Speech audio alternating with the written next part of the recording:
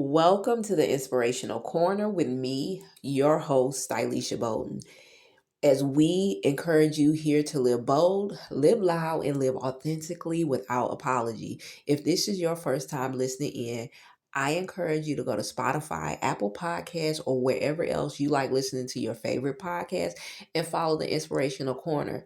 You can also follow us on Substack, the Inspirational Corner.substack.com. I encourage you to read and subscribe to the Substack. With all that said, let's get into today's episode. We are getting closer to spring. I think it's like, what's today, the 15th? If you're listening to this today, it's March 15th, or depending on when you listen to it, it's March 15th. And I'm going to tell you, we are 5 days away from spring. I just been feeling things are changing. For me, January and February was some heavy months, and it just made this year feel even heavier. Of course, what's going on externally in the world right now. However, today's episode, I'm going to talk about finding bliss in difficult times. And we're in some difficult times mentally, emotionally, physically, spiritually, financially, all around. We're in some difficult times, but it is so important, you all, to not allow, and I always say this, you all, because it's so important. It's so important that you do not allow the outside noise, external things going on, the external chaos and society, the government, other people to control your inner world. It is so important to constantly go back, to things that's going to bring you joy, going back to things that's going to center you and ground you and keep you rooted in those things that can calm you, that can bring you a peace and bring you joy. I know in order for me to reconnect back to myself and get back focused, I read my word. I, listen to anything that's inspirational, uplifting podcasts. I listen to music. I journal. I write. I just do like multiple things. I meditate. I do yoga. I walk. I pray. It's so many different things that I do, depending on the timing and the season for what I need to keep me centered. But the main thing that keeps me centered is just constantly being around inspirational stuff. Like I said before, constantly reading like a daily devotion on my U-verse Bible, reading the scripture, or writing, journaling. That keeps me grounded. Just constantly doing things and watching things that's going to uplift my spirits, because we're living in some different times, and I can't even say different.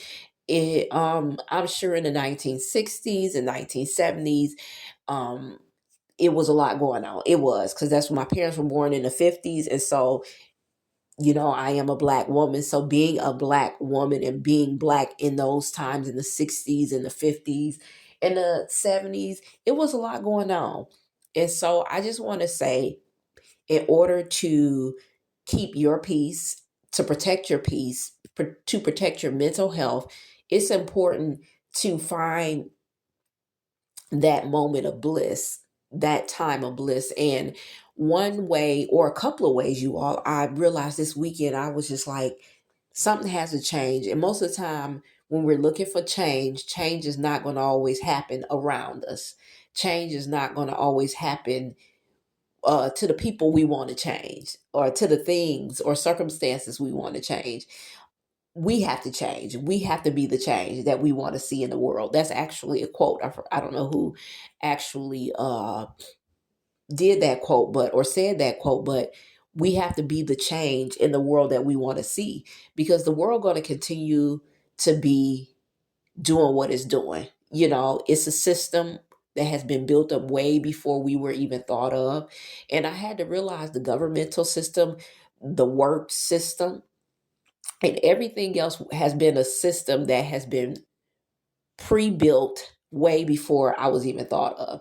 And so it's not about how I am going to fit into the system and how I'm going to work with the system, but it's more about how I am going to navigate my life, creating my life outside a system that just don't parallel with the things I want for my life at this time or any time, you know.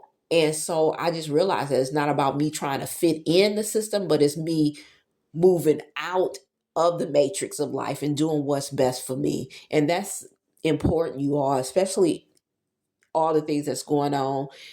I didn't realize we were still in the shutdown. Government shutdown is, it's a lot going on. And so finding that joy and that bliss is so important. And so Friday, when I finished work, I decided to kind of just go and read, because last week I was just so focused on reading my book. That's been in my enjoyment, like my detachment after I finish a long day at work mentally before I jump back into anything else. I just need that detachment and disconnect, and that brain, to cut off saying, "Oh, I'm done with work." And so I shared in my last podcast episode that I have started to finish work 30 minutes early, so I won't be working all the way up until it's time for me to get off. I was like, no, I'm going to start finishing 30 minutes before I get off, and that'll give me time to sit at my desk, to chill, to empty my mind, to kind of prepare myself for going home, and to prepare myself, or even if I want to go somewhere else, but and just kind of have a me day. It is to do that to help me a little bit more mentally. And I said I was going to start that. I just kind of implemented a little bit last week, maybe a day or two. And last week, this Friday that just passed, I found myself um, like, I'm not just going to go home, because that's all I do. I work, I go home, and um, maybe me and my daughter, we'll do something, we'll get together and do something, or she'll do her own thing or whatever the case might be. But I was like, you know what? This Friday, I got to do something different. And I did. I actually tried to find a place where I could just read for maybe 20 to 30 minutes. I did that. I read some more of my book. I'm in the midst of trying to finish this book. It's called Lost and Found in Paris. And it's really good. I enjoy it. And I'm like, I've been in my Paris mood. So I think every book I'll be reading for the spring is going to be focused on either Europe or Paris as a whole. So I'm like, man, I want to finish the book. I didn't get to finish it this weekend, but I had a chance to kind of reconnect back to safe places and spaces in my life. And so I went to the library and I perused around the library. It felt so good to walk around the library. I didn't get a book or check a book out because I didn't really want to. It just felt good to see how many selections of books that the library had, where you don't always need to feel like you have to buy a book. Because I know I said I'm not over consuming in this year. I'm not buying things just because I enjoy reading. I was like, I enjoy reading, but I don't want to be consuming a whole bunch of books that I'm not going to read. And so I want to be very intentional about the books that I want to read for this year. And so I was just walking around. I was like, it's so many books at the library that I can check out, and I'm not spending anything. And I just really encourage you all to really check out your local library, support your local library, because it's important. And so just getting back into those type of things really helped me. And then I spent most of my weekend um kind of spring cleaning. My daughter already had did a lot of organizing because she is like an organizer. I am too, but I think she's gotten a lot more organized than I have become. But she started helping me organize some things and putting some stuff in place. And so I was like, you know what? Thank you for the help. And me and her spent some time together, watched some movies. It was fun. Then I found myself putting up the pictures in my house that I was ready to put up. I didn't want to put them up. I didn't feel in my heart to put them up during the winter season because there was a lot going on. Like I said, it's still winter, but we're 5 days away from spring, like I said before. But I didn't, it wasn't meant for me to put them up yet during January and February. And it was really, really on my heart to put them up before spring come in, because the pictures like represent like a renewing and arrival, and it's kind of a spring look. And today I made sure I made time out to put those pictures up, because I'm changing my dining area is not going to be a dining area. It's going to be my sitting room. If you all don't know, in 2024, I relocated back down south, and I came basically starting from scratch, really. No furniture, no nothing, just little things I could say like that, but basically just starting from scratch. So I'm building my home little by little, room by room. And it's been a journey, because at first I was really frustrated, but what I have found bliss in is taking my time to build my house and put things in it that's going to really represent who I am now.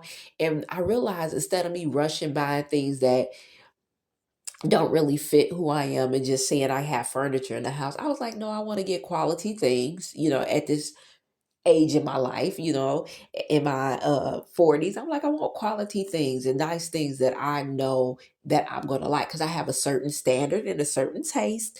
And so I wanted my sitting area, my dining room area, to be a sitting room, because I was like, it's just me and my daughter. She's, a young adult, and soon she'll be leaving the nest. And so I am going to pretty much, I don't need a dining area set. I just need a place where I can just sit and read my book and drink wine when I want to. And so I'm creating this space, and this kind of slowly but surely creating a space, but I'm finding my bliss in creating that space. And so today I was doing that, kind of cleaning out my little library in my little cozy lounge that I created. It's like, I won't say it's a family room, but it's like my little library area. I call it my little cozy lounge. And I was like, well, let me clean out books that I know I'm not gonna read, and give them to my local library. They have like a little bin where it says free books, and I usually put the books that I'm not gonna read. I usually put them in a bin, and people usually take them, and I was like, you know what, let me just do that, clean out, just constantly clean, make some adjustments before spring coming in, because I'm just ready, you all. I'm ready for the abundance, for the overflow, and I'm ready for things to shift. But I know there's some changes that I'm choosing to make currently in my life to create the change, and so, like I said, there is an enjoyment to know spring is coming, because in that, we have more sunlight. During the day, the sun is out. Even if it's gloomy, it doesn't matter. It's getting darker later on, and that is boosting our dopamine and our levels, and it's a lot, because winter can be heavy. It can make you feel a little down, and you had a winter blues. If you deal with certain mental health issues like depression or anxiety, that can be an issue during the summer months. And so, although things are going on in this world, I am encouraging you to unplug. I said I was going to spend a week off of social media, not really being on social media a lot at all, because I know I'm an author. I'm a career girl woman. I'm a career woman as well. I always say career girly and doing the entrepreneur thing. But I am just choosing this week to tap out.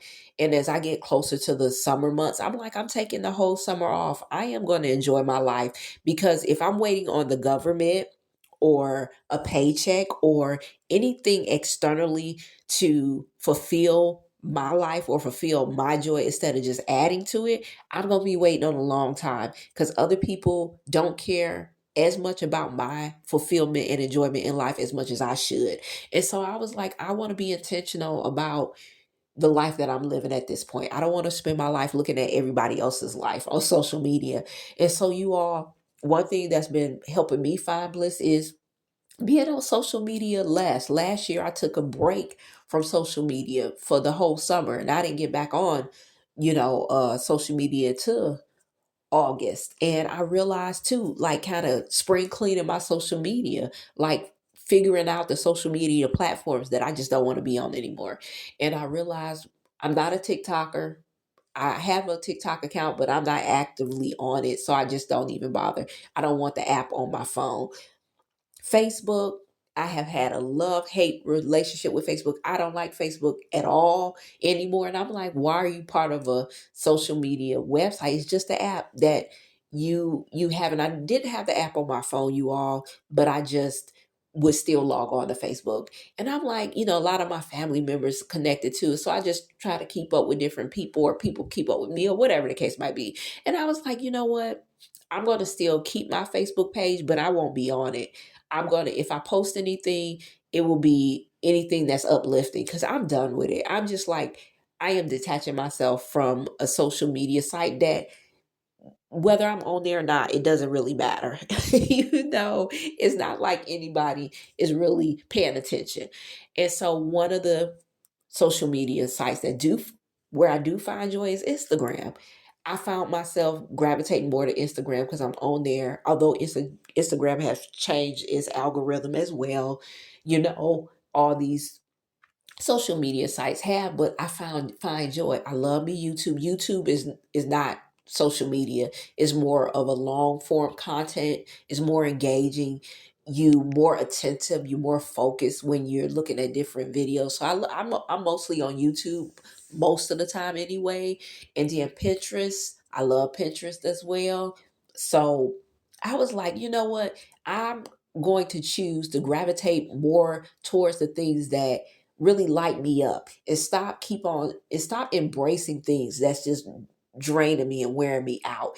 I told my daughter recently, because she's, all about keeping up with what's going on, because that's just how she is. She just love to know about what's going on and political things, and you know about what's going on. That's just her personality. And so I just told her I will not be talking about what's going on in the governmental system. It's not that I don't want to be aware. It's just I don't care anymore. I'm going to be aware in my way, but now I just really to a point where I don't care. I care about what's going on. Don't get me wrong, but I don't care about things that I can't control. And so a lot of people say, well, you got to stay aware. How can you not care? You know what I say to that? If anybody ever said that, my peace is more important. That's a priority to me. So I always tell people, if you mind your business and not mind mine, then life will be a little bit more smoother. And so I think that's another problem. Everybody is minding everybody else's business instead of fixing the issues that's wrong within them. And that's important. And I said, I don't want to be living 2026, living life on edge in a fight or flight mode, allowing fear to create my narrative, being in a state of panic 24/7, not enjoying my life, stressed out about gas and bills or whatever the case might be, as being a single woman. And it's just, I'm over that, you all. I am choosing to enjoy my life and live my life abundantly. And I can't do those things. I can't live my life abundantly if I am allowing the world, society, to control the narrative. Because if I allow them to control the narrative, my life is going to be in shambles and chaotic. And so, with that said, I want to give you all ways on how to find bliss during difficult times. I just really, share with you all what I'm doing and what's working for me. And I think that is the best thing. And I think the first thing you can do to find bliss is get back to simplicity. Get back to the basics, to the simple things that bring you joy. Like I said, for me, it was the library. I grew up walking to the library, living in Detroit. I'm a Detroiter, born and raised. No matter where I live, Detroit is my home. And I spent time always going to the libraries, going to the library when I was younger, in my teenage years. As I've grown up, education is my thing. That's my career. I'm in education, in the educational field. So I've realized getting back to the basics of places that made me feel safe. that made me feel cozy and comfortable and accepted and loved and protected. The library has always done it. Art galleries. And I'm like, I haven't been to an art gallery since this year came in. And I'm like, no, I need to get to an art gallery. Going to the zoo, being out in nature, those things bring me joy. And those things are the basics to me because they connect me back to a place of wholeness, a place of peace and joy. So finding the basic and simple things that bring you joy, getting back to the basics really of your inner child or childhood, that will truly help you get in the flow of finding bliss. The second thing, detox. Take time to unplug, to detox from whatever it is, whether it's something you're listening to, watching, reading, whatever. It don't always have to be the news or social media. It could just be you need a break from work and kind of stepping back from the people you are, your coworkers that you're connected with, and you just need to kind of start going to lunch by yourself instead of in your little uh co-working group. Maybe you just need a break. I know for me, I love being to myself. It brings me joy, especially at this stage and age in my life. I used to be an extrovert. As I've gotten older, and true to things that have shifted in my mental health, I love being to myself. It brings me joy to spend time doing absolutely nothing and doing what I want to do by myself. I find pure joy. And I don't have to adjust or, you know, kind of compromise with anybody else. Not saying I don't mind to, but that time alone is important to me. So it could be stepping back, detoxing or detaching from anything that has kind of clouded your view on things. It kind of, you don't hear your voice anymore. Anytime that I'm in a situation, whether it's work, um, outside of my home, any external thing that's blocking my own thoughts where I can't hear myself, I'm like, up, I need to take a pause from it. And so that's important. You could step back and say, hey, I need to just this week I just need to work, do my job, and leave when I'm supposed to leave instead of being caught up in office drama, or what's going on, trying to keep up with the Joneses or whatever. Even if that means in your home life you're doing the same thing. You have neighbors and you all, your community may be great, but you're always being in the midst of stuff. It's time to step back and hear your own voice. I think that's important. Time alone is important. It is, you all. That's the second thing. Detoxing and detaching from whatever is creating too much noise in your life where you can't hear your own voice. And I think the third thing is making sure that you are setting boundaries for yourself first. We always say talk about setting boundaries for other people, but what boundaries are you setting for yourself? I realized for me this week, on Sunday, I used to plan my week, kind of figure out, okay, what I need to do for this week. Sunday was always like a week to start preparing for the work week ahead. And lately, I'm telling you all, in the last maybe several months, I have not sat down with myself and say, I don't need to go nowhere on Sunday. I need to sit down and plan my week ahead so I could be mentally prepared. If I usually get my clothes out. I'm back doing that because I was doing that. And then I just kind of stopped doing it because, life happens. You get a little stressed, things happen, things shift. And so it takes you out of your routine. So making an effort to get kind of back in your routine is important. Creating your routine, sticking to your routine. It's okay if you get out of your routine because we do that sometimes. We get out of our routine. Sometimes our routine could be so redundant that we need a change, but making sure you're getting back into a routine is important because routines help you. Routine will help you set a boundary. And I had to realize that when I was in my 20s, I was like, well, I like to go with the flow. I like to do what I want to do when I want to do it. I'm still that way. However, I realized that a routine gives me structure. I used to hate routines. I used to fight against routines because I'm like, look, I'm a very uh free spirited, do my own thing, live my life on my own type of terms, personality. Still am, but now I embrace discipline, self-discipline. I embrace self-control, and I embrace being committed to the structure of a routine. I love a routine because it helps me get back to it when I feel like I'm everything is getting out of balance for me, or out of harmony for me. And I always say, I don't say balance, I say rhythm. Finding a rhythm for my life. Everybody's rhythm for their life is different. And so with those things, it has helped me create boundaries for myself. Like, Talisha, by 9 o'clock, you need to be in the bed. By 8:30, you need to be upstairs in your room. By 8, you need to be in your room. 8 o'clock, 8:30. Then by 9:30, you should be laying down. You shouldn't be staying up to 10 or 11, because you're not gonna get up early to leave out early to leave work early. So it's just, I have to get back into the routine for myself, to create a boundary, to know that my rest matters, how I'm showing up for myself for the work week matters.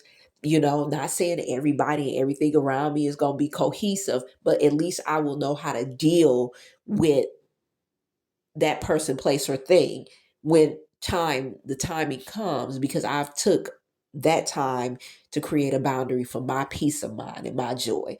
And so I hope these three things just helped you all. Let me kind of do a quick overview if you're taking notes, and if you listen to this the first time, you just listen, then you want to go back and take notes. The first thing I said, let's get back to the basics. Whatever that looked like for you. To me, getting back to the basics is like tapping back into your inner joys, inner childhood, things that brought you joy.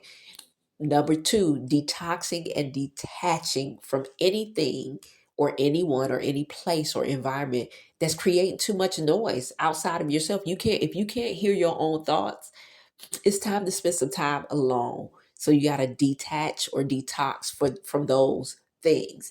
And number three, I said for number three, is to truly create boundaries. Create a boundary for yourself. Create boundaries for yourself first. When you start figuring out what's important for you and the boundaries that you need to create, like I talked about routines.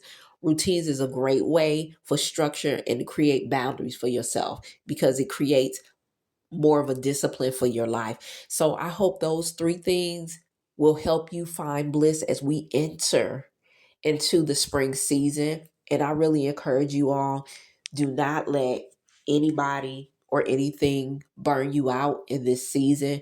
Burnout is not a badge of honor. It is time to move forward. It is time to enjoy your life, live your life fully, completely, and abundantly. Life is not short. I don't believe in that concept. You all know I have said that plenty of times. I believe life is full, abundant, wide, and deep. I feel like when people say life is short, it's just because they are scratching the surface of life.